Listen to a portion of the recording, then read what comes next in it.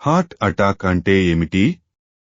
Heart attack అంటే మన హృదయానికి రక్త సరఫరా చేసే రక్తనాళాలు రాకుండా అవరుడ్పడటం వల్ల హృదయం సరిగా పనిచేయకపోవడమే. హార్ట్ అటాక్ రావడానికి ముఖ్య కారణాలు: అధిక రక్తపోటు, బీపీ, షుగర్, డయాబెటీస్, అధిక కొలెస్ట్రాల్, పొగతాగే అలవాటు, ఒత్తిడి, అస్వస్థ జీవనశైలి. హార్ట్ అటాక్ లక్షణాలు ఏమిటి?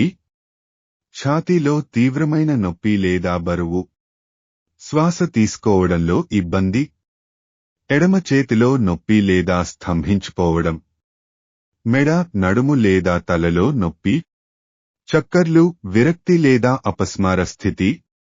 తక్షణం చేయవలసిన చర్యలు: వ్యక్తిని శాంతంగా ఉంచాలి.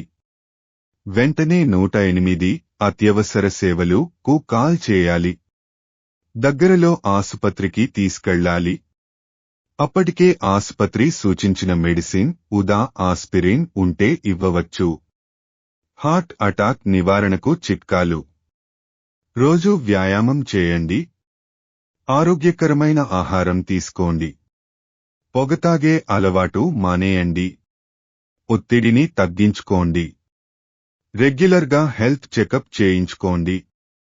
ఫైనల్ మెసేజ్: హార్ట్ అటాక్ నుండి రక్షణ మీ చేతిలోనే ఉంది. లక్షణాలు గుర్తించి వెంటనే చర్య తీసుకోండి. మీరు ప్రాణాలను కాపాడవచ్చు.